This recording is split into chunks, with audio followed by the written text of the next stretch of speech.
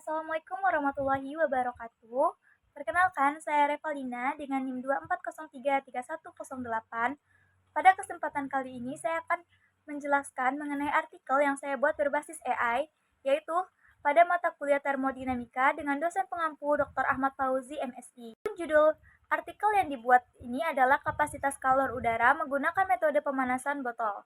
Yang pertama, latar belakang dibuatnya itu adalah dengan menganalisis metode standar atau climate displacement, kalorimeter, dan juga resonansi. Karena itu, kita membuat artikel ini karena dengan artikel ini kita diajarkan metode dengan pengujian yang sama namun menggunakan alat yang lebih murah. Rumusan masalahnya yang pertama adalah bagaimana perubahan suhu udara mengalami perubahan. Yang kedua, bagaimana hubungan antara suhu awal dan juga suhu akhir.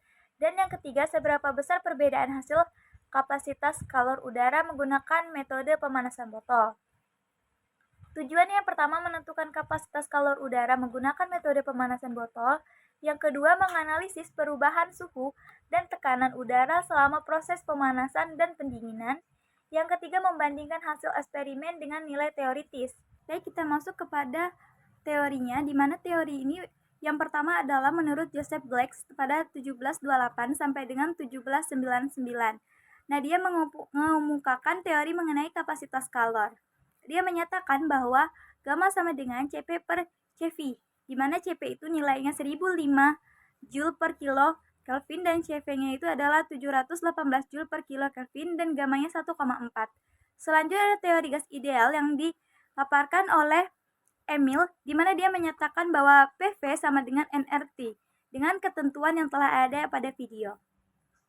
Yang ketiga itu ada energi dalam gas dan hubungan termodinamika. Dan hubungan energi dalam gas ideal ini dipaparkan oleh Rudolf Clausius, di mana dia menyatakan delta Q sama dengan mCv delta T pada tekanan konstan. Nah, selanjutnya ada beberapa teori dasar yang bisa dilihat di sini. Ada desain risetnya, di mana desain riset ini kita menyiapkan botol plastik yang tertutup dengan volume tertentu dan memanaskan botol yang dengan air panas hingga udara di dalamnya itu mencapai suhu yang telah ditentukan. Selanjutnya kita menutup rapat botolnya dan mencatat nilai suhu dan tekanannya. Ini ada tabel data, di mana tabel ini datanya telah ditentukan berbasis AI.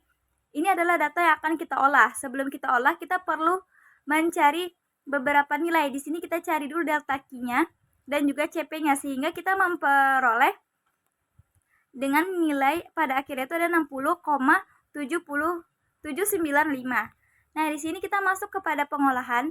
Di sini saya melakukan 5 kali pengolahan data. Yang pertama itu jika diketahui nilai M-nya itu adalah 0,00069 kg. Maka kita lanjut untuk mencari CP. Nah, nilai CP-nya telah ditemukan. Jadi tujuan kita di sini adalah mencari nilai CP. Nah, kita lanjut kepada data kedua. Data kedua juga sama seperti data pertama. Kita harus mengetahui dulu nilai M-nya berapa. Nah, setelah kita tahu nilai M-nya berapa, maka kita tinggal memasukkan dengan nilai PV yang kita cari di awal tadi. Kita lanjut kepada data nomor 3, 4, dan 5 juga sama seperti itu. Setelah kelima data itu kita peroleh nilai CP-nya, maka kita akan merata-ratakan nilai CP-nya. Nah, di sini telah diperoleh rata-ratanya itu adalah 904,96 Joule per kilo kali Kelvin. Nah, selanjutnya kita masukkan ke dalam tabel hasil di mana nilai CP yang telah kita temukan tadi dan kita membuat berapa selisihnya dengan nilai teoritisnya. Kita langsung ke pembahasan di mana prinsip metode pemanasan botol ini, udara dalam botol itu dipanaskan hingga suhunya tinggi lalu botol ditutup. Didinginkan, perubahan suhu itu yang akan kita hitung. Hasil utama percobaannya itu adalah nilai CP. Adalah hasil percobaan yang harusnya berada di antara 880 sampai 920. Nah, penyebab di sini ternyata ada perbedaan antara hasil nilai CP dan juga teoritis. Nah, di mana ini kemungkinan kehilangan panas ke lingkungan botol pada saat kita melakukan praktik dan tekanan udara tidak terukur langsung, serta botol plastik itu menyerap sebagian panas dan juga ada pendinginan yang tidak instan.